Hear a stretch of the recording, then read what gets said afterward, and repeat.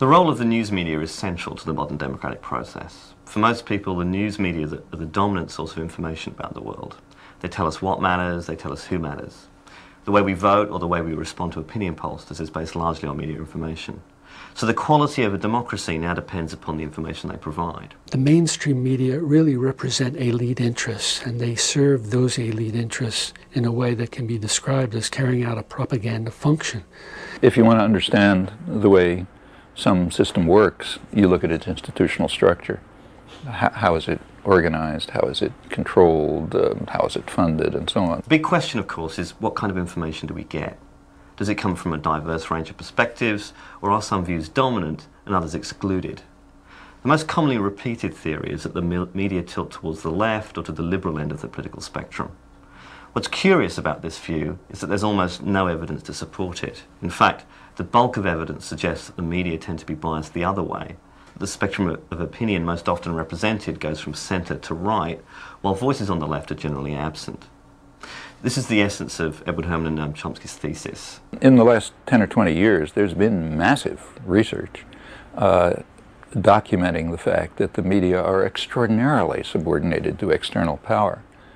Now, when you have that power, the best technique is to ignore all of that discussion, ignore it totally, and to eliminate it by the simple device of asserting the opposite.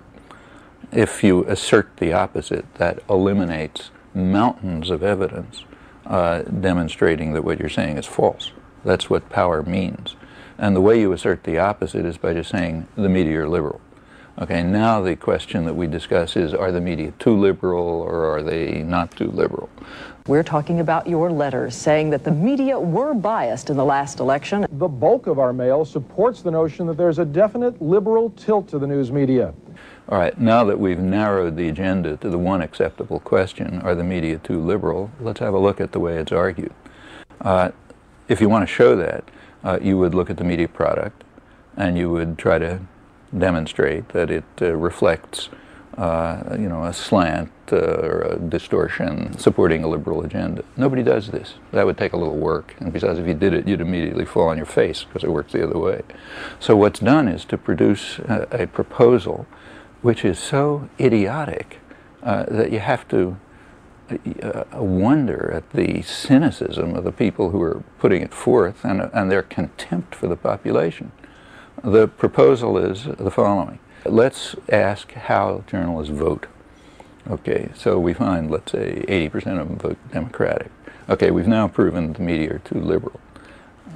It proves nothing. First of all, no matter what, even if the facts are right, it proves zero. You could find that 99% of the journalists are members of the Socialist Workers' Party, or some Maoist group. And that in itself would prove nothing about the media output. The issue is whether the media are free. Are the media, by their institutional structure, free to allow expression of opinion from whatever source and looking at any topic and so on and so forth? So if it turned out that 80% of journalists were part of one faction of the business party rather than another faction of the business party, would that tell you anything? Even if you take these studies at their face value, there are a number of flaws with them. Perhaps the most important one is that they assume that it's the journalists, rather than the owners, the advertisers, the news shapers, or the news makers, who control the manufacture of news. That's a bit like saying that the workers on the factory floor decide what the car industry produces. It's long been understood, hundreds of years, that unless people are controlled, they're going to challenge power. They will not simply willingly accept subordination, domination, hunger, and so on. Nobody's going to accept that if they have choices.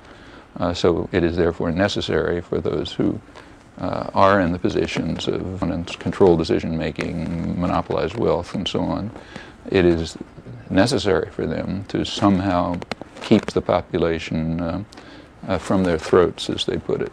And that can either be done by force, or as force, that capacity declines by control of opinion. There's no other method.